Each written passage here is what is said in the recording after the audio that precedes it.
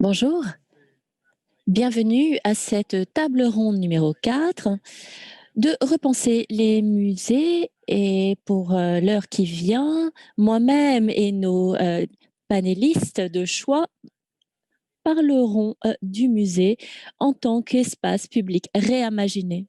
Donc, merci d'être avec nous du monde entier. J'aimerais commencer par dire que c'est vraiment un symposium extraordinaire. Et nous sommes à la seconde journée aujourd'hui. Je suis Tim Jones. Je dirige le Culture Mile, qui est en fait un département, un district de Londres. Et je serai l'animateur de cette heure à venir. Nous serons ravis de lire vos questions et d'y répondre au fil de cette discussion.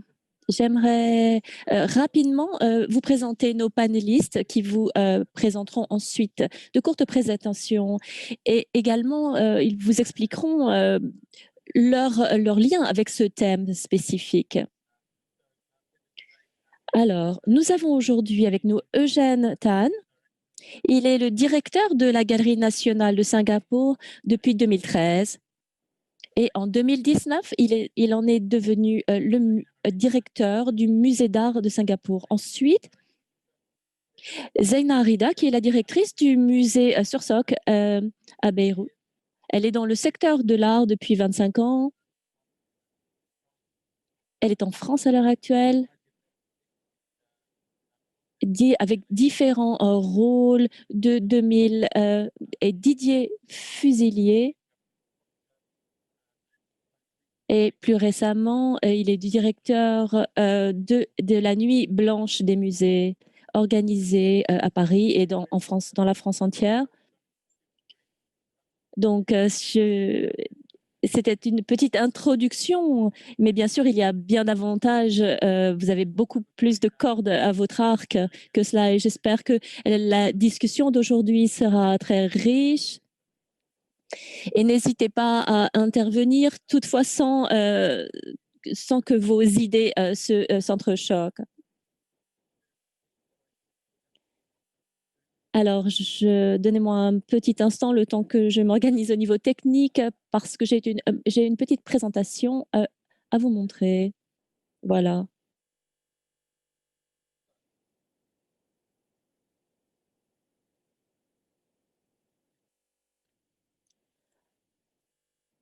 Alors, laissez-moi vous montrer cela comme je l'ai dit plus tôt. Je suis Tim Jones. Je travaille sur un projet de la ville de Londres. Culture Mile, c'est essentiellement l'idée de transformer une partie de la ville en quartier qui soit une destination première pour l'art et pour l'apprentissage et l'éducation. Donc, nous travaillons avec des très grands musées que vous pouvez voir là. Le musée de Londres, le Guildhall School, qui travaille également avec l'Orchestre Philharmonique de Londres. Nous travaillons sur ce quartier depuis 2018 avec une multitude d'activités dans différents domaines. Et l'idée est vraiment d'utiliser la culture comme un catalyseur du changement. Donc, voici ce que nous montrons aux personnes étrangères intéressées. C'est pour vous montrer le site d'origine. Vous voyez les murailles anciennes romaines et vous pouvez voir sur la droite le Culture Miles donc c'est vraiment sur le nord-est de la ville. C'est également l'idée de vraiment d'avoir un quartier qui est extrêmement vivant au niveau commercial et culturel. L'idée également est d'avoir des services commerciaux vivants et comment nous pouvons parvenir à une connectivité entre ce monde, ces deux mondes. La nature du travail que nous faisons avec mon équipe est de vraiment beaucoup de narration, beaucoup de diffusion, de présentation. Cela fait 30 ans que je travaille dans le monde de l'art, mais pour nous, donc, nous travaillons également avec le département de l'environnement londonien de manière à mieux intégrer l'art dans les rues de Londres. Et tout cela donc dans le domaine public. Ici, c'est un document qui a été produit par le département de l'environnement et qui nous montre à quel point la ville se transforme. Nous avons donc des musées. Donc, vous avez un musée le New Museum of London qui qui va s'installer, se réinstaller. Donc, c'est vraiment un musée complètement inclusif. Donc, il y a maintenant un accès par le sous-sol et c'est vraiment absolument exceptionnel quand on pense à l'inclusivité. Il y a toute une promenade et c'est vraiment... l'idée était vraiment de repenser le site, le rendre plus contemporain, quelque chose qui soit vraiment inclusif et qui connecte avec le monde dans son ensemble. Ce fut avant les Halles de Londres et donc c'est tout un quartier qui a été transformé et réattribué au musée de manière à ce qu'il soit partagé. Nous sommes vraiment à un moment crucial de cette transformation. Donc, je me suis engagée dans des projets comme celui-ci. C'est la transformation de Beach Street, une des rues de Londres, qui est en fait une rue couverte. C'est une rue qui fait la liaison entre le Barbican Center et les halls d'exposition. Et l'idée est vraiment de réimaginer une artère culturelle, artistique, et qui est vraiment une identité très puissante plutôt que ce qu'elle a à l'heure actuelle. Il y a également des ambitions, en tout cas il y en a eu avant le Covid, la pandémie du Covid. Il va falloir peut-être y repenser, mais voici notre projet. Vous voyez, donc ça c'est un plan de projet et l'idée est de faire un centre pour la musique, ce que nous espérons de niveau international pour avoir notamment des orchestres philharmoniques et les recevoir et qui soit qui intègre également l'environnement.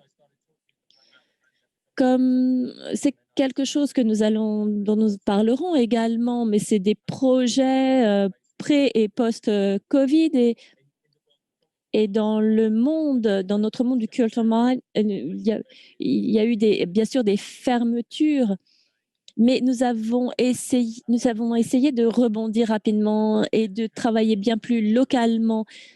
Et c'est là où nous nous sommes rendus compte qu'il y a beaucoup de personnes qui vivent tout proche du Culture Mile et qui n'ont pas nécessairement visité cet endroit. Il y a donc c'est un quartier très ancien.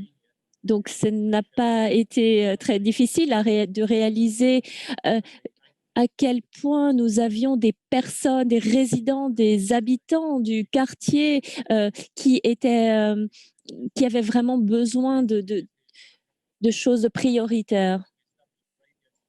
Donc, nous avons établi une radio, une chaîne radio, de manière à ce que les gens puissent écouter localement.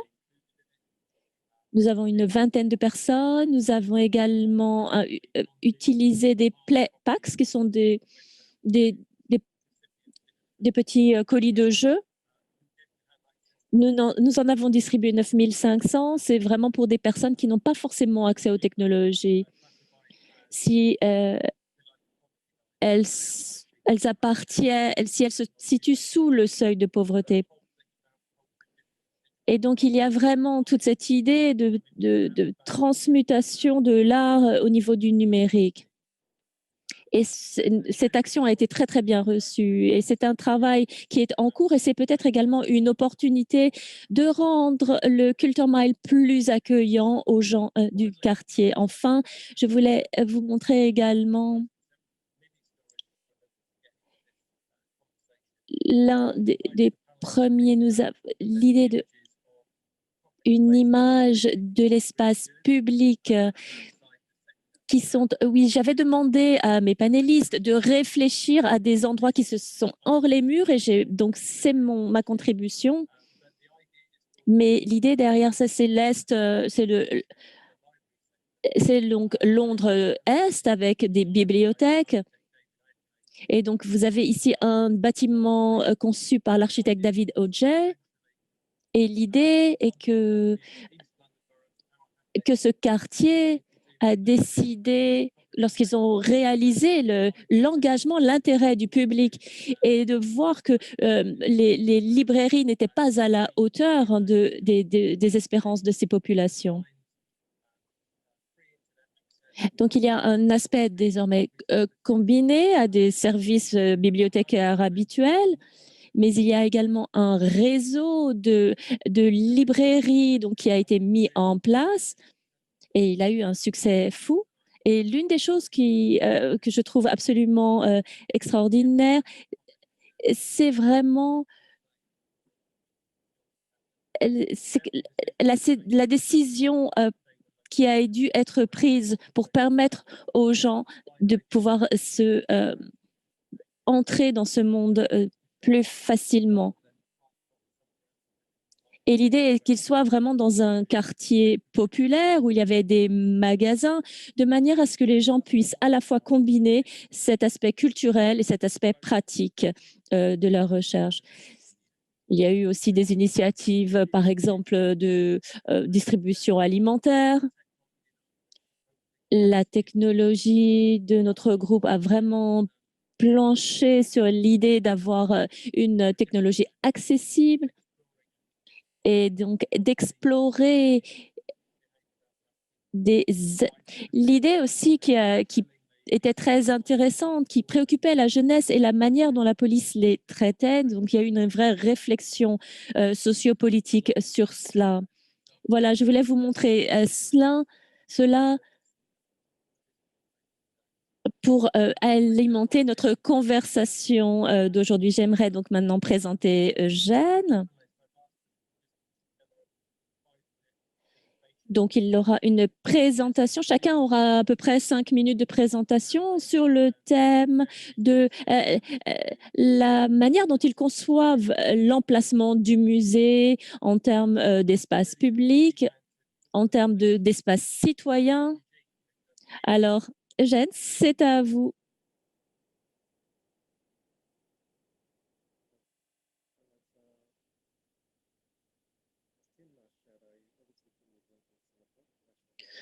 Donc, comme Tim l'a dit, je suis donc le directeur de la Galerie nationale de Singapour et du Musée d'art de Singapour. Donc, voici notre National Gallery. Alors, laissez-moi vous parler du musée comme espace public réimaginé. Il y a beaucoup d'attentes envers nous, envers les musées, pour qu'elles aient un rôle au niveau social et réfléchir à cela. Lors de l'Assemblée générale des musées à Kyoto, avec beaucoup de conservateurs, l'idée était de se déplacer de l'image actuelle du musée et d'avoir un rôle bien plus vaste, un rôle de dialogue et donc à faire face au dialogue et aux difficultés de la société aujourd'hui, par exemple la justice sociale, etc. Donc bien sûr, il y a eu des propositions controversées tellement que il y a eu certains ont dû démissionner. Donc c'est vrai que prendre de telles positions est parfois difficile pour les musées. Quand on parle de justice sociale, c'est vrai que les musées font partie intégrante de nos sociétés. Il faut qu'ils intègrent cette notion. pour engendrer le changement, il faut que les musées jouent leur rôle. Une structure qui soit sous-jacente à tout cela. Donc, pour moi, les musées ont un rôle à changer, ont un rôle à jouer pour changer la société. Laissez-moi vous montrer ce que nous avons organisé en 2019, Awakenings. C'est une exposition qui explore les relations complexes de notre société. C'est un artiste, nous avions des artistes engagés, catalyseurs du changement dans la société, dans une période très, très mouvementée de l'Asie, des années 60 à des années 90, des années très polarisées, avec une montée du nationalisme, d'une manière que avec une généralisation des mouvements nationalistes dans toute l'Asie. Et donc, c'était aussi pour refléter la manière dont nos publics eux-mêmes avaient pris conscience de ces mouvements. Mais également, il fallait que les musées endossent de nouveaux rôles. Et c'est à travers de tels travaux, de telles expositions que nous pouvions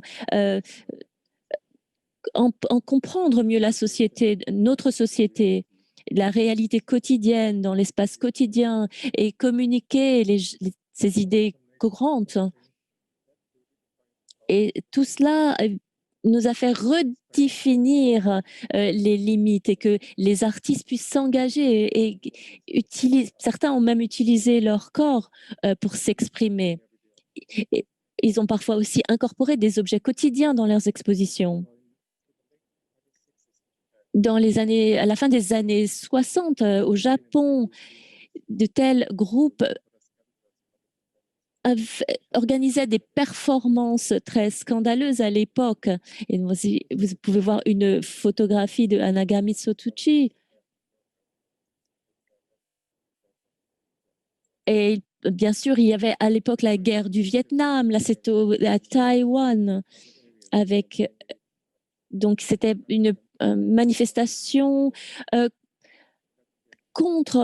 c'était une période électorale et donc il y avait des manifestations contre la peine de mort. Il y a également des artistes tels que Wang Jung-jae et Chang Shu-lee qui ont réfléchi à des massacres qui ont eu lieu à l'époque. Aux Philippines, des artistes tels que Pablo Benz Santos, influencés par Mao dans la société. Vous avez un réalisme social, une vue pour le changement des choses, pour une société qui était corrompue, puisque c'était sous Marcos, également en Corée du Sud dans les années 80. Donc l'art reflète la lutte pour la démocratie. Également en Thaïlande, en 1974, il y avait également des manifestations contre l'impérialisme américain et l'implication américaine pendant la guerre du Vietnam. Pour les droits démocratiques, nous avons également des artistes tels que Brenda V. Fajardo avec cette œuvre qui parle du rôle des femmes dans la culture et donc parle également du mouvement de libération des femmes. Donc, c'est vrai qu'il y a beaucoup de choses qui étaient en jeu dans les décennies précédentes et qui le sont encore aujourd'hui. Et donc, ce sont des thèmes vraiment qui sont clés pour nous. Je vous remercie de votre attention. Merci, Eugène. Alors, nous avons quelques questions. C'est vrai que je vais peut-être jouer le rôle du Candide et je suppose que le point que vous avez fait le fait que la définition du musée peut être controversée et le rôle des musées, c'était quelque chose dont j'étais au courant, mais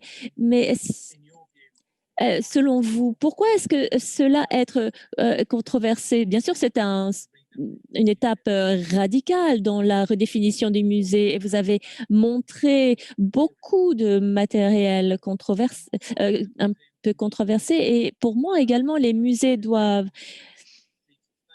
être viables au niveau financier et se trouver dans un environnement qui soit familial et amical. Et pourquoi est-ce que cela se produit maintenant alors qu'il y a tellement de problèmes dans le monde? Pourquoi est-ce que les musées se repensent, se remettent en question? Et pourquoi pourquoi ont-ils ce profil bas, font-ils profil bas et veulent-ils se réinventer? Pourquoi est-ce que nous devons faire bouger les choses? Oui, pour moi, je pense qu'il y a beaucoup d'attentes de nos publics. Les musées doivent refléter les valeurs des sociétés et les diffuser pour les gens.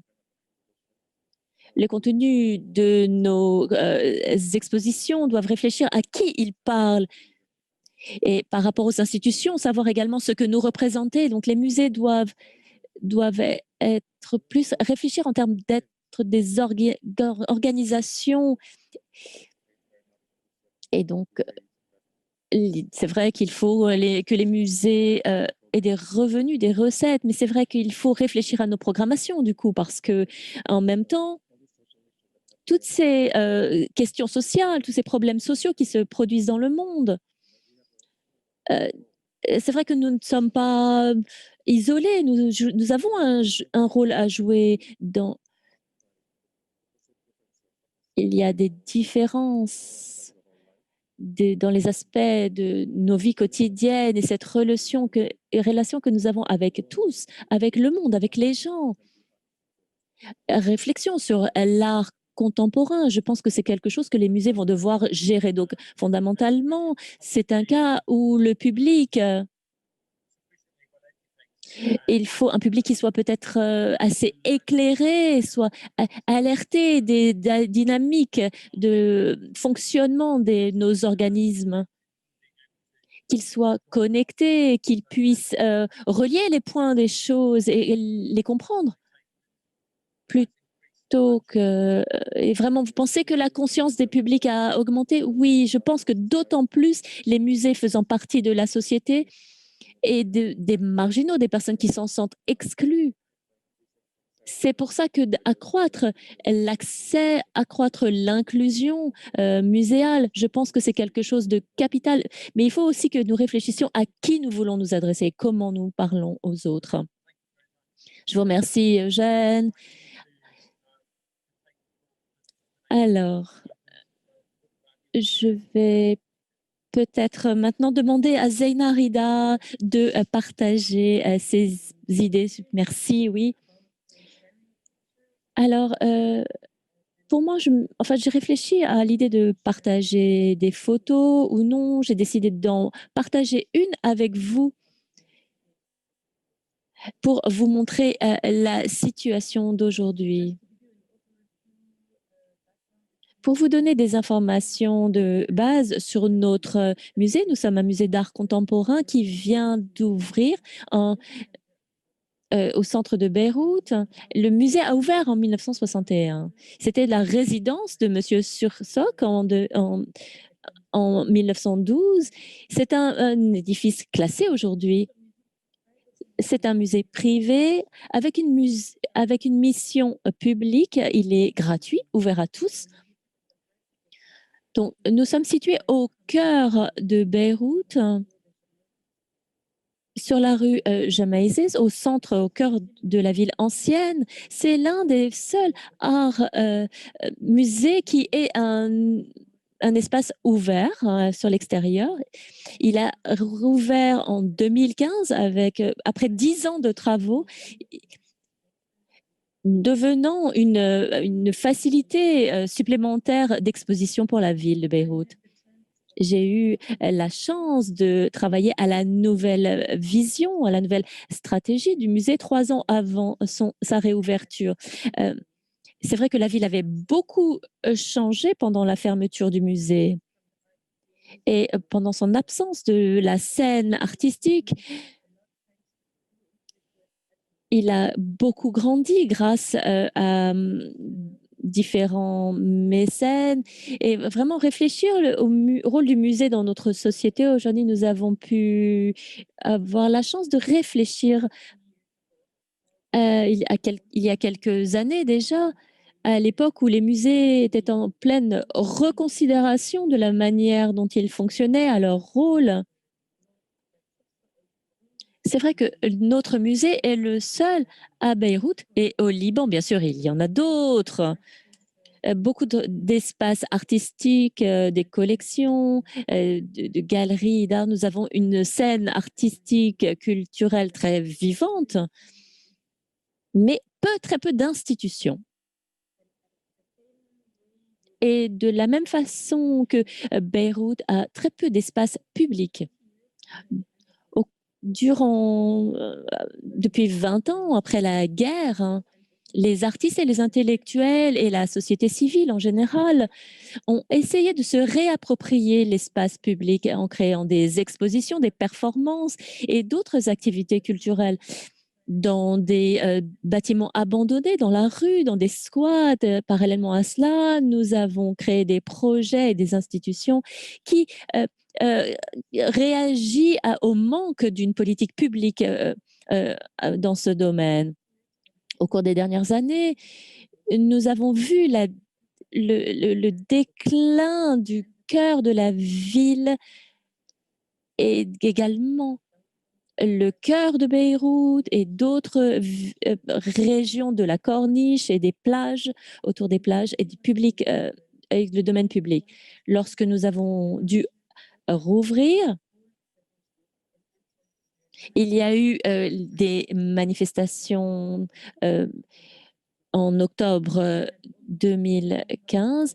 C'est vrai que Beyrouth n'avait plus d'infrastructures et plus d'espace public. Au cours des 5 dernières années, le rôle que notre musée a joué était très important, complétant l'écologie artistique et offrant des outils aux artistes du Liban. Nous avons bâti de nombreux partenariats avec les universités, nous avons soutenu des artistes, proposé beaucoup d'expositions et des programmes publics avec d'autres fondations libanaises et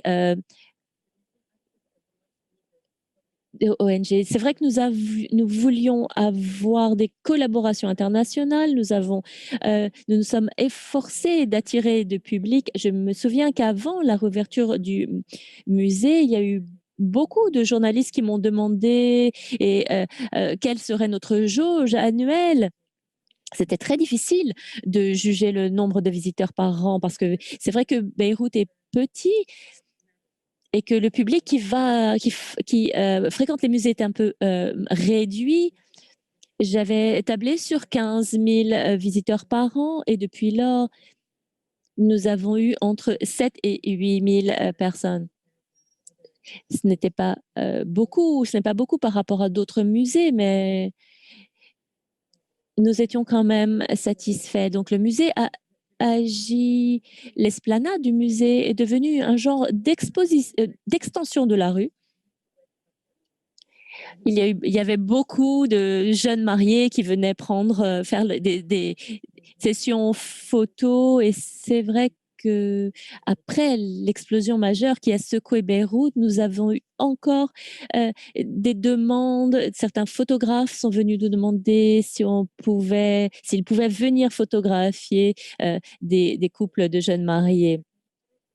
Nous sommes à 8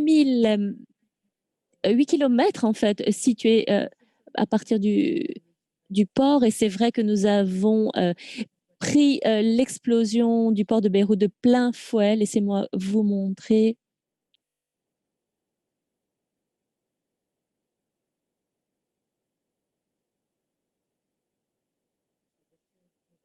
Voilà, le musée avant que nous le fermions de manière temporaire pour le protéger des intempéries. Le musée Sursock a beaucoup souffert à cause de l'explosion du mois d'août. Les verres anciens ont explosé, les portes et fenêtres anciennes également, tout ce qui avait été rénové, mais également beaucoup d'équipements modernes qui faisaient partie de la rénovation, bien sûr. Nous avons eu beaucoup d'œuvres d'art qui ont été endommagées, plus de 70% parmi les 130 qui avaient été qui étaient exposées. Pendant le Covid, nous avions prévu une exposition seulement. En général, nous en avons 4 de prévues et nous avons eu également très, très peu de subventions et c'est ce que nous avons, ce à quoi nous avons réfléchi. Des prêts, pardonnez-moi, des prêts. Nous avions, avant l'explosion, nous avons reçu 60 œuvres de Picasso et bien sûr, finalement, ça a été un soulagement de ne pas avoir de prêts en cours pendant cette période.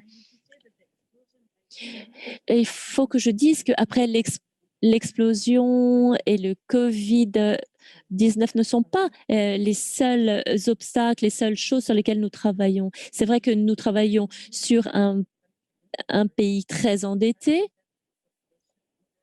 avec 55% de la population en deçà du seuil de pauvreté, avec une corruption, avec, bien sûr, comme vous le savez, une des explosions les plus puissantes qui ne soit pas non nucléaire au cours des dernières décennies.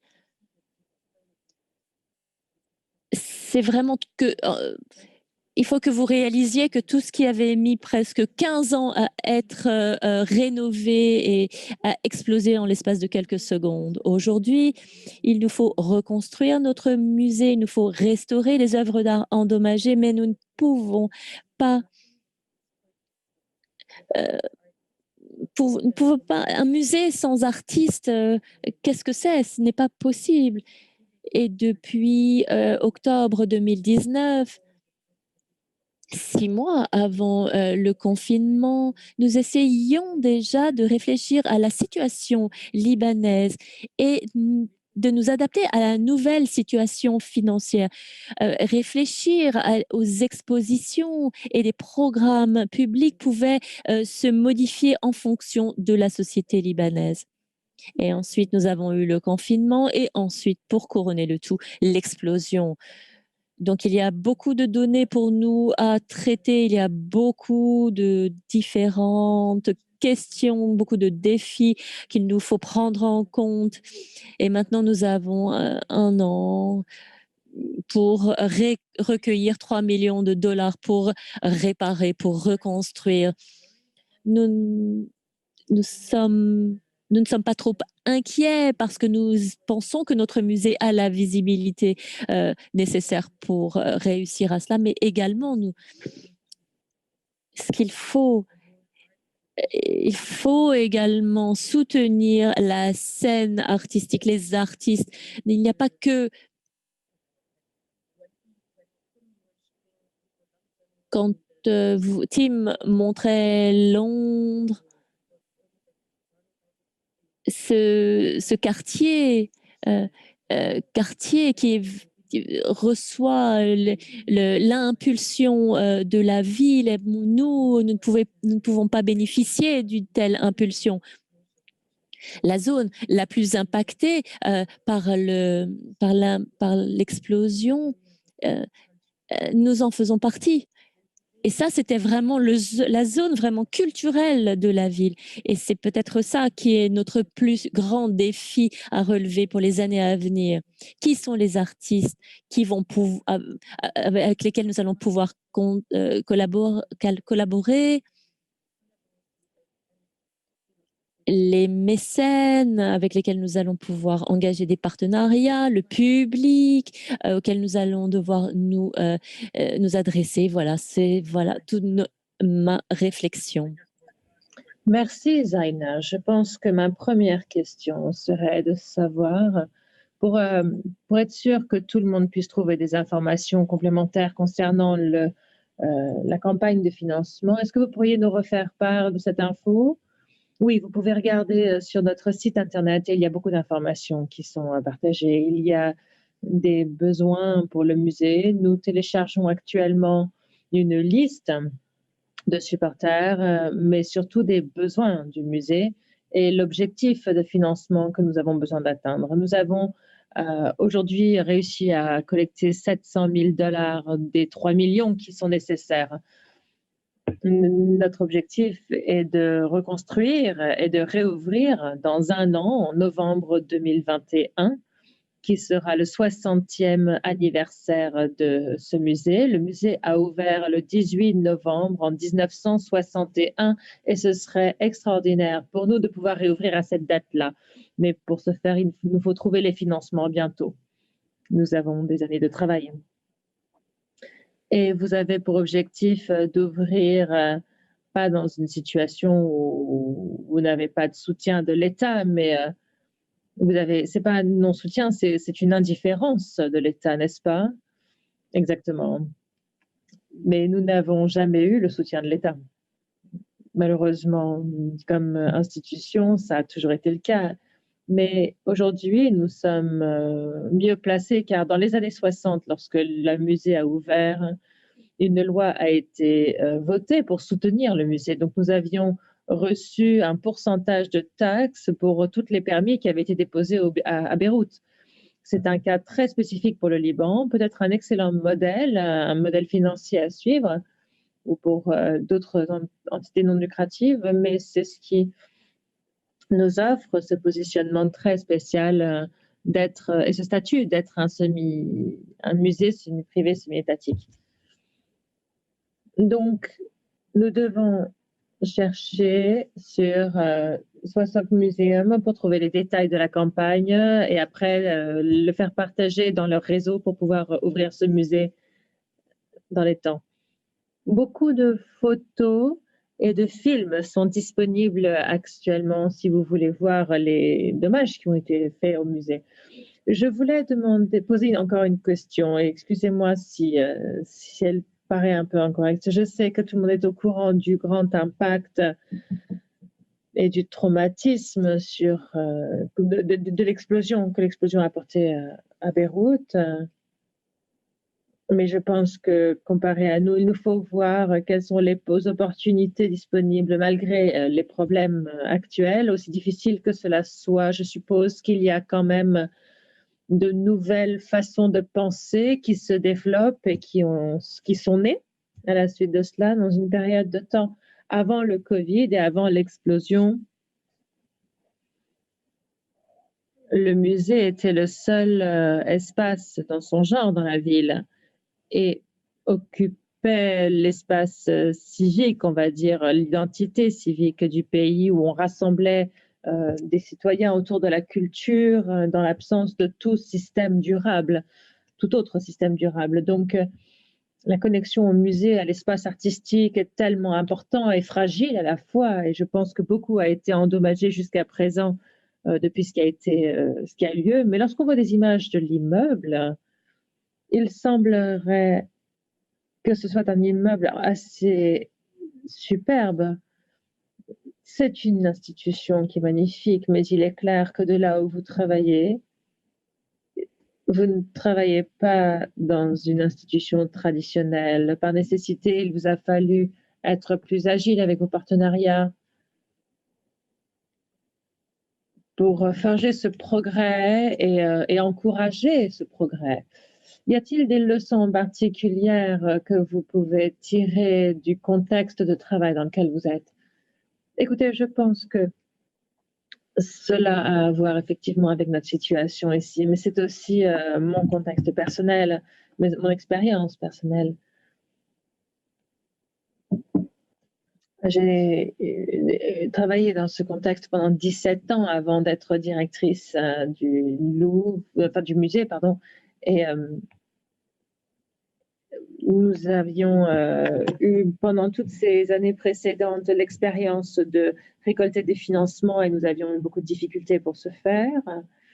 Le musée était très absent de la scène artistique libanaise, mais cela m'a aidé à penser au rôle des musées qui sont finalement en opposition avec notre façon classique de penser au musée.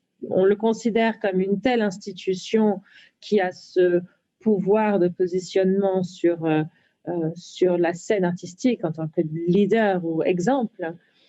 Et en observant le développement de la scène artistique au Liban, il fallait trouver le moyen que chacun se retrouve dans ce musée. Et c'est ce que nous avons réussi à développer.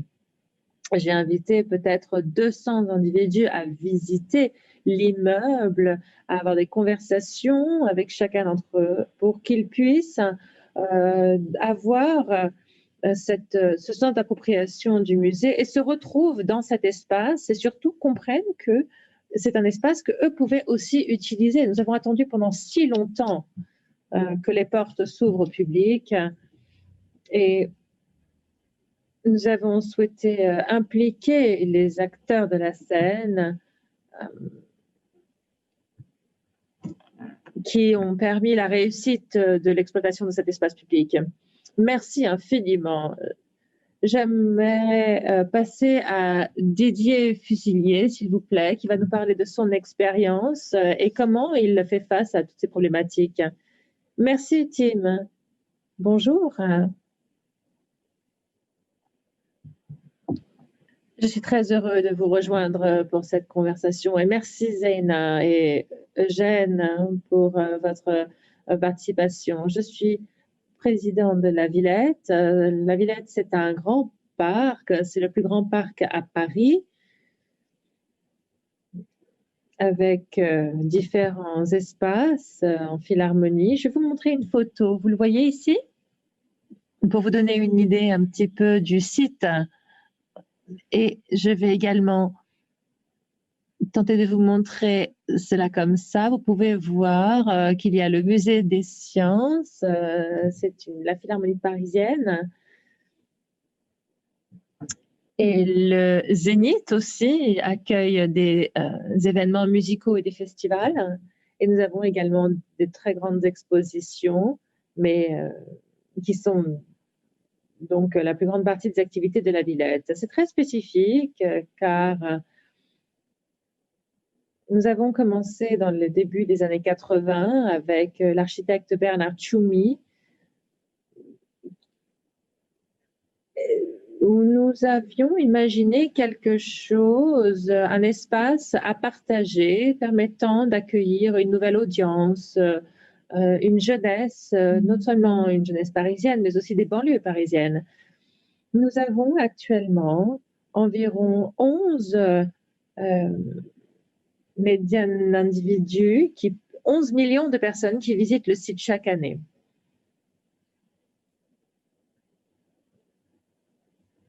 C'est également un des sites qui accueille les Jeux Olympiques, qui accueillera les Jeux Olympiques en 2024. C'est très intéressant parce que nous pouvons organiser à la Villette des grands festivals, des festivals de musique, mais aussi des expositions comme le Team Lab, qui est un groupe japonais, mais aussi Toutankhamon. Ça a été une véritable réussite. Nous avons accueilli 1 500 000 personnes qui ont visité l'exposition l'année dernière.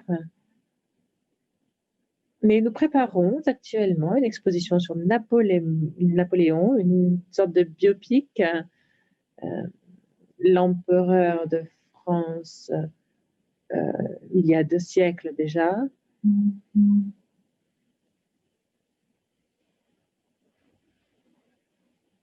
En 2022, nous avons l'intention de coproduire une exposition avec Jeantin Guély, par exemple, pour vous montrer la diversité des activités que nous pouvons accueillir ici.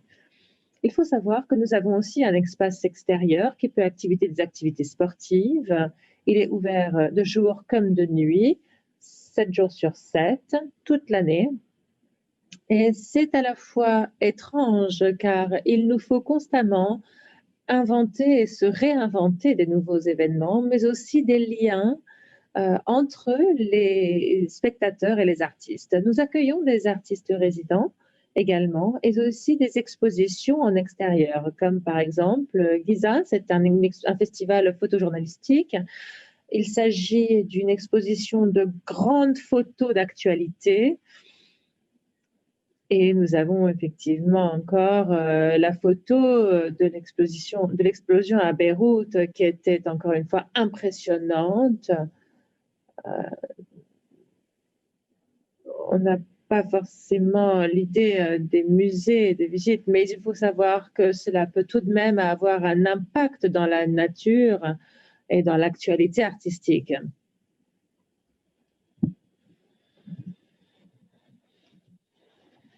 Pendant les 4 dernières années, nous avons développé un nouveau concept que l'on appelle les microfolies. Les microfolies sont un nouveau réseau, soit très petit, soit très grand. C'est un mélange entre le musée numérique qui fait venir des œuvres d'art des institutions françaises comme le Château de Versailles, le Louvre ou le Centre Pompidou, ou encore l'Opéra national ou l'Orchestre philharmonique.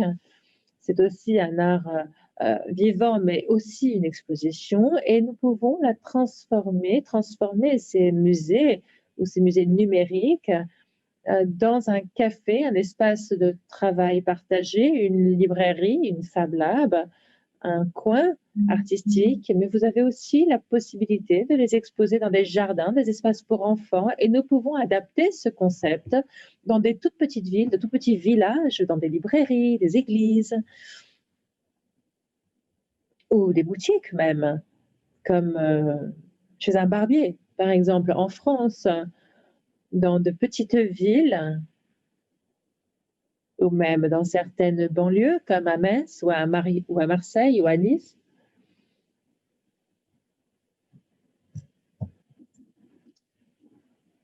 Nous avons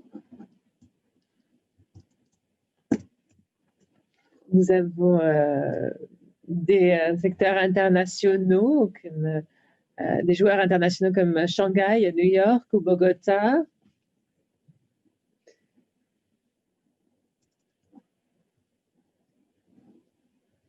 Même à Kinshasa, au Caire. Il est très étrange car nous avons les mêmes contenus, mais nous pouvons les partager avec des attractions locales, des artistes locaux, que nous pouvons retrouver et développer des concepts pour démontrer nos travaux et échanger nos débats, et nous pouvons introduire cela dans les débats. Ça a été une véritable réussite car nous avons réussi à ouvrir en 2 ans plus de 1000 microfolies en France et à l'étranger. Et je dois avouer que c'est très peu coûteux d'installer cela et d'installer ce système. C'est pourquoi vous pouvez sûrement imaginer de le mettre en place partout, dans les campagnes ou dans vos campagnes, mais spécialement dans des endroits où il n'y a rien, pas de musée, pas de théâtre, pas de cinéma, rien. C'est une façon d'apporter la culture, et c'est là que vient l'histoire française de la culture, mais aussi à travers les grandes institutions qui sont partenaires de ce réseau. Nous avons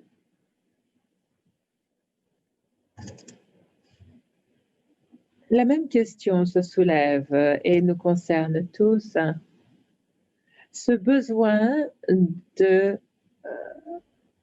créer le lien entre la culture noble et la culture populaire, entre les chanteurs à Paris, dans les rues et les performances artistiques, mais aussi les expositions, l'opéra, ou comme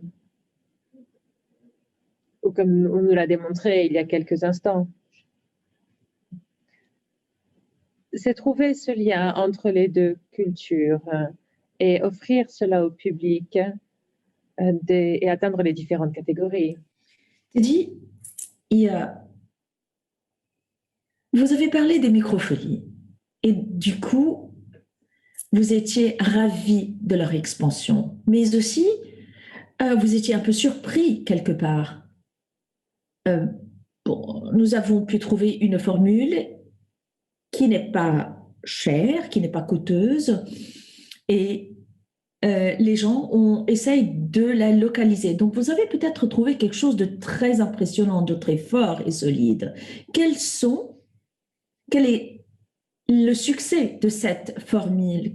Comment va réussir votre formule? Oui, nous sommes surpris, effectivement, mais il faut dire que c'est un résultat de beaucoup d'expériences que nous avons fait dans le passé à Lille, à Mousse, en Belgique. Nous avons essayé de trouver, par exemple, des maisons de culture qu'on imaginait un peu dans les années 60 et 70. Il y a eu partout des immeubles qui avaient une certaine vie en eux. Donc, l'objectif, c'est d'installer la culture à l'entrée des écoles, des appartements. Donc, vous pouvez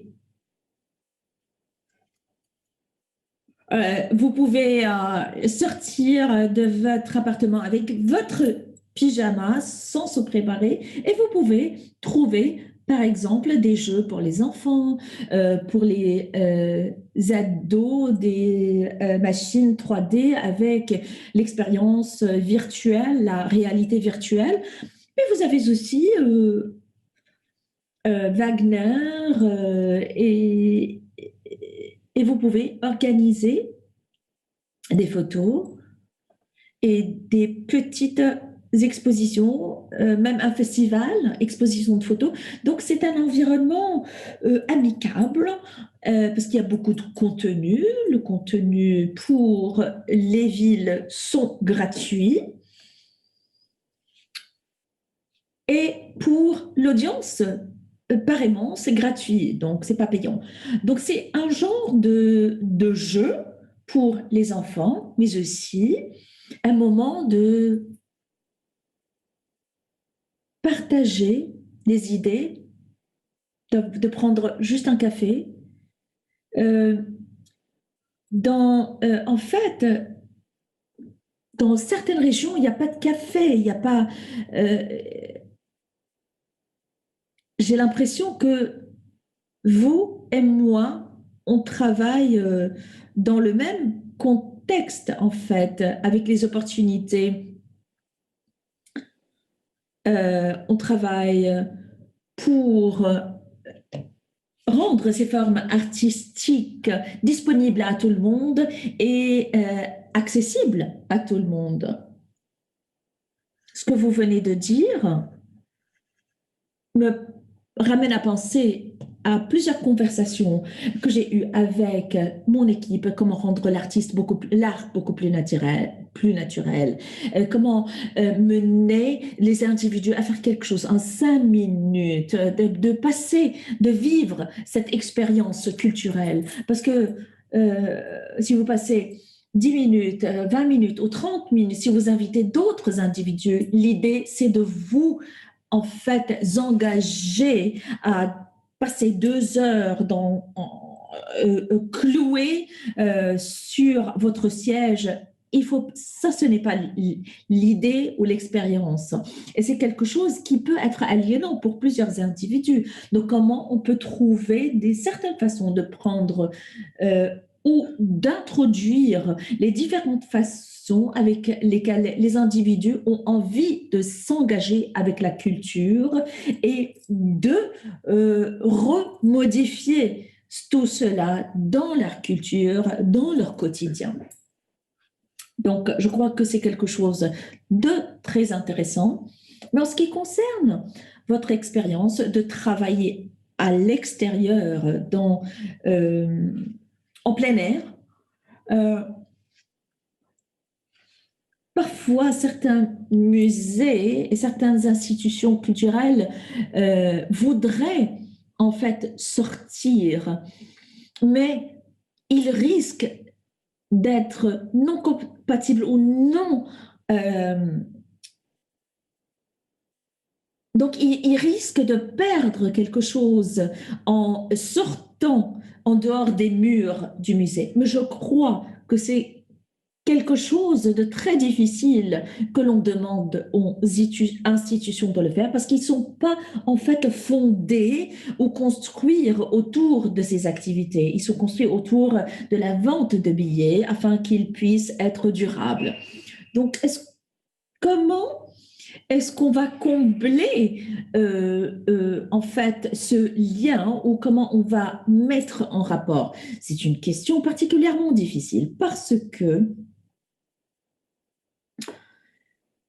ce n'est pas facile de convaincre les individus déjà de partir dans un musée parce qu'il faut qu'il y ait une certaine culture qu'il faut cultiver, il y a un certain sens qu'il faut cultiver.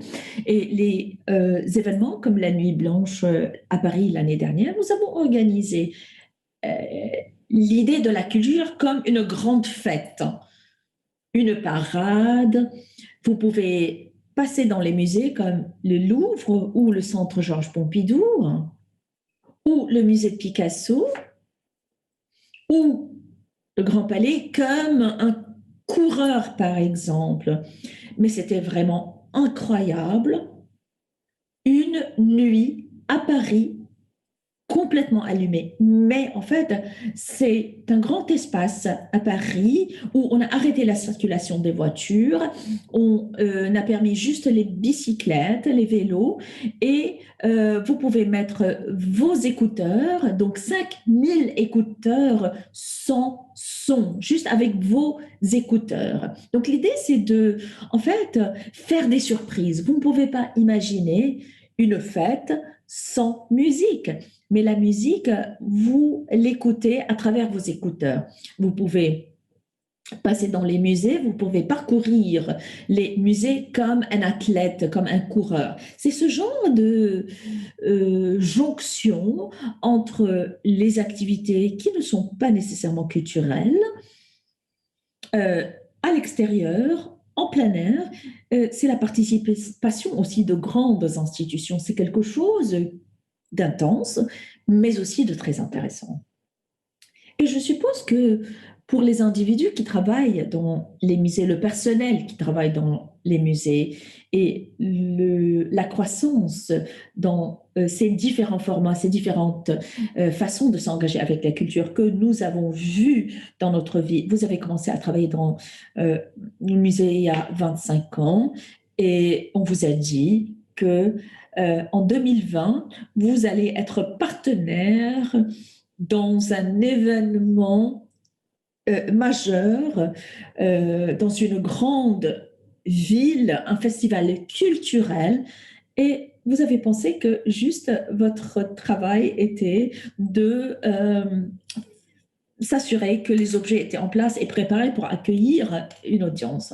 Donc, il y a certainement cette formation constante et le soutien constant que vous devez faire pour votre personnel afin qu'ils puissent être préparés, afin de les préparer à ces changements. Eugene, comment voyez-vous vos équipes dans les musées que vous gérez? Comment allez-vous les soutenir afin qu'ils puissent être à jour et pour garder les musées pertinents en fait? De quoi a besoin votre personnel afin qu'il puisse être prêt? En fait, quand j'ai montré les photos, vous n'avez pas vu les festivités qu'on organise en plein air. Mais en fait, avec ces événements et ces différents festivals que nous faisons, nous accueillons ou nous pouvons attirer beaucoup de personnes. Nous avons des équipes qui travaillent de différentes façons pour engager les différents groupes démographiques. Mais j'estime que le plus grand défi, c'est comment penser à ces engagements, pas seulement comme des moyens de divertissement, mais aussi des expériences qui ont du sens. C'est là où réside le plus grand défi, c'est de faire ce processus de collaboration, de coproduction. Et j'espère qu'un jour, on va produire du sens avec toutes ces festivités publiques que nous organisons. Est-ce que vous pouvez nous donner un exemple de quelque chose dans ce contexte que vous avez pensé ou que vous avez estimé être très réussi? La raison pour laquelle j'y pose, parce que à Londres, vous pouvez voir quelque chose qui se passe devant vous et vous pensez, est-ce que c'est du marketing? Est-ce que c'est une activité de divertissement? Est-ce que c'est une exploitation d'un espace public par un artiste? Donc, les gens prennent des décisions impulsives. C'est un espace émergent. Donc, on travaille avec beaucoup d'artistes au cours de ces programmes et comme je l'ai dit, c'est la relation entre les curateurs, les programmes et les artistes qui est très signifiante. On s'assure qu'il y a un certain niveau de practicalité dans ces expériences des artistes. Et les audiences ne doivent pas vraiment les voir comme des moyens de divertissement uniquement. Il faut qu'on puisse les aider à penser à quelque chose de plus profond qui provient de cela.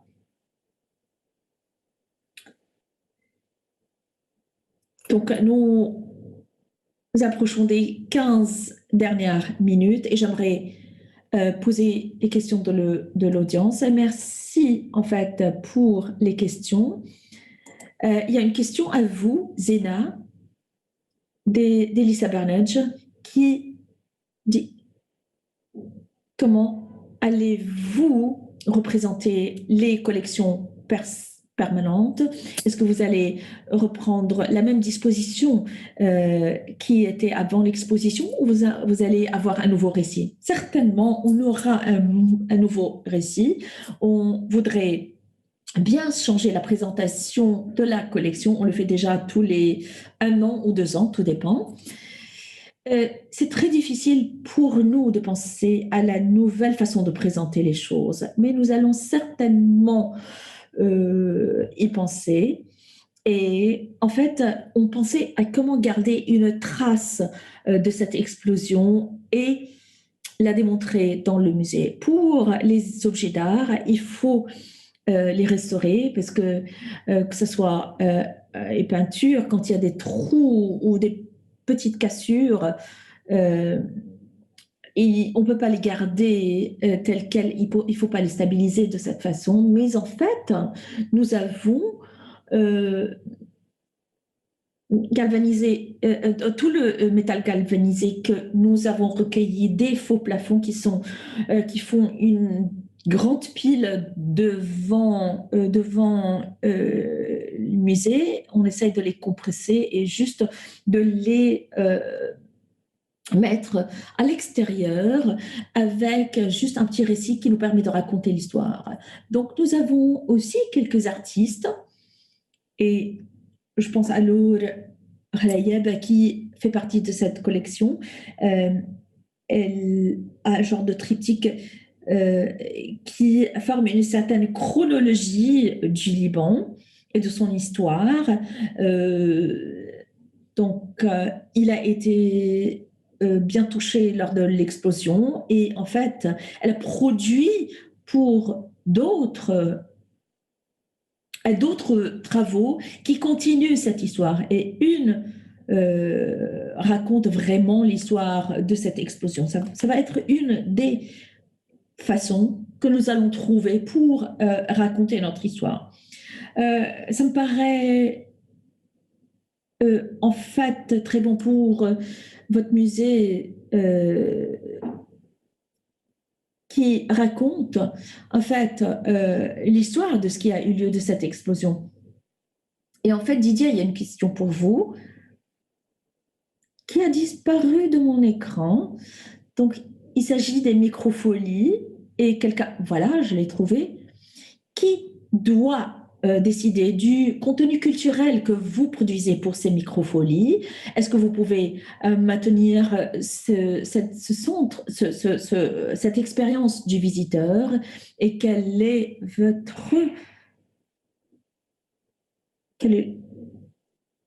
retour que vous pouvez me donner?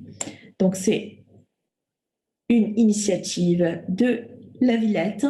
Nous avons commencé dans la ville de Sevron, qui est une des banlieues parisiennes. Et immédiatement, avec le ministère de la Culture français dans le temps, et 12 directeurs de grandes institutions françaises, nous avons décidé d'essayer quelque chose de nouveau, d'utiliser les possibilités numériques que nous avons actuellement, parce que nous avions des photos de la nation qui sont incroyables, comme Picasso, haute définition. Et devant vous, vous avez une tablette, et la tablette vous offre la possibilité de choisir votre pièce d'art. Vous avez un grand écran avec tous les canvas, et vous avez devant vous votre tablette et vous pouvez choisir la dizaine collection, par exemple, et de passer 1 heure dessus. Il n'y a pas de limite. Hein. Nous avons 3000 objets d'art ou pièces d'art. Voilà pourquoi c'est très amusant, parce que vous pouvez écouter Beethoven, vous pouvez voir le Festival d'Avignon, ou bien une représentation de shakespearienne de King Lear, et en examinant la Joconde. Et donc, il n'y a pas de limite. Vous pouvez venir tous les jours, toutes les nuits, et nous avons de plus en plus de partenaires, la Librairie nationale, le Théâtre de l'Odéon, à peu près 20 châteaux connus en Europe, merveilleux à découvrir, que ce soit au Danemark ou Schönburg en Allemagne ou en Italie. Donc c'est un voyage incroyable qui est contrôlé par la culture, des concerts, opéras, des arts vivants,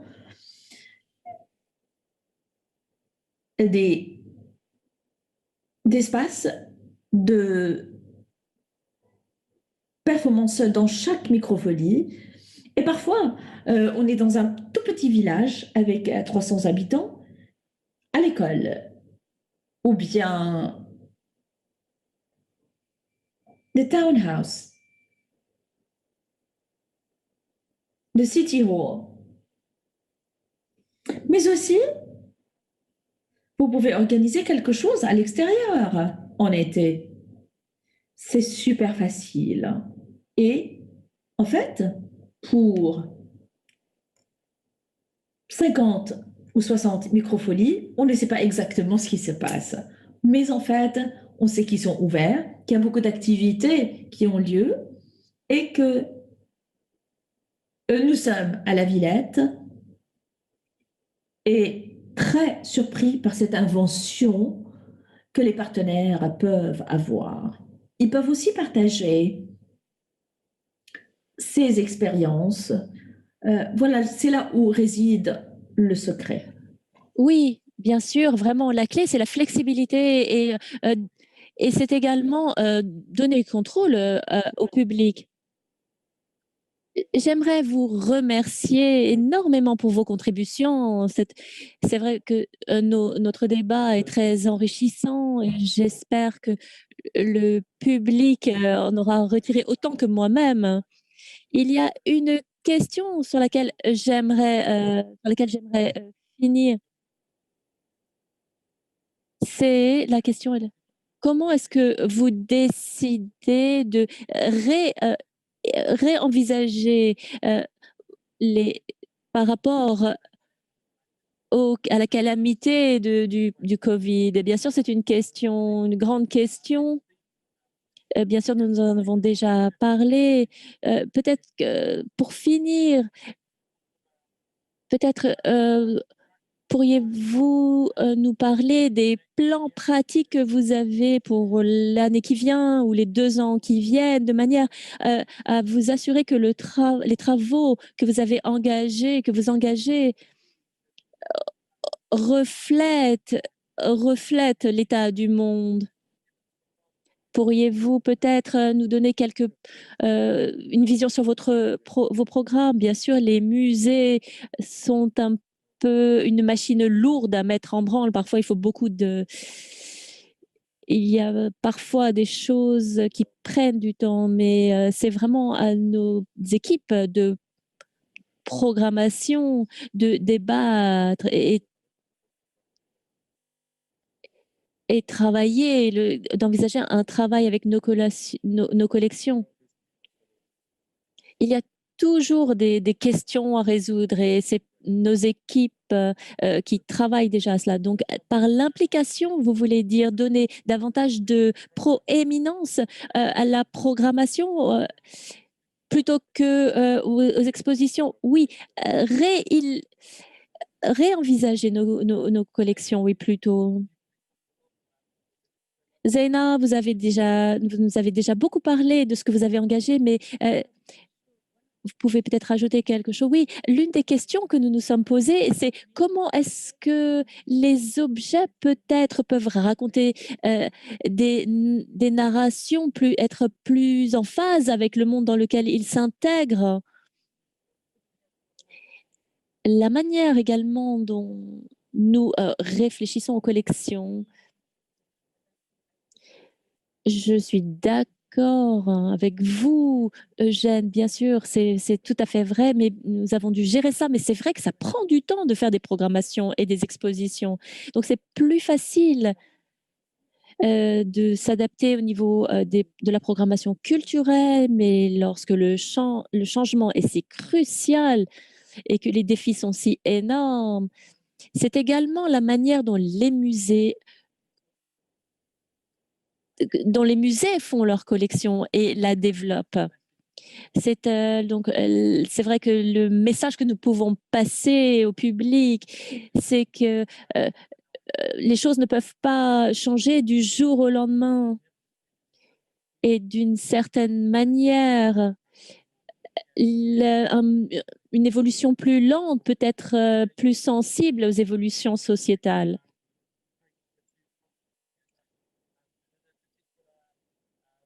Eugène, vous pensez à peut-être mettre des cultures en commun, de cultures en commun, et de manière à ce que les projets soient de plus en plus pertinents? Didier. La chance que nous avons, c'est que nous sommes très souples. Nous pouvons recevoir des propositions artistiques et les mettre en œuvre au bout de 6 mois. C'est vrai que la période est difficile.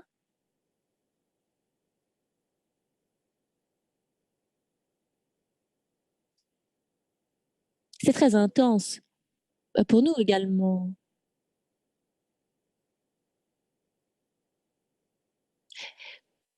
Pour nous, nous aimons faire inviter les gens à voir pas seulement les performances, mais les vraies sources des artistes eux-mêmes, que ce soit sur la scène artistique. Et nous pouvons également inviter, bien sûr,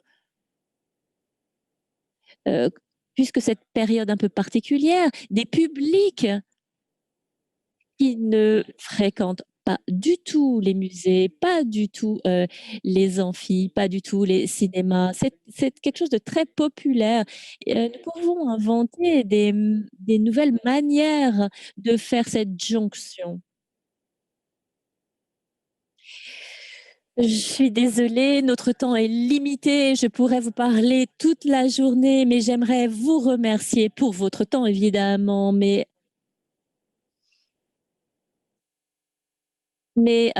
si vous pouvez peut-être saisir l'occasion de participer au café de réseautage.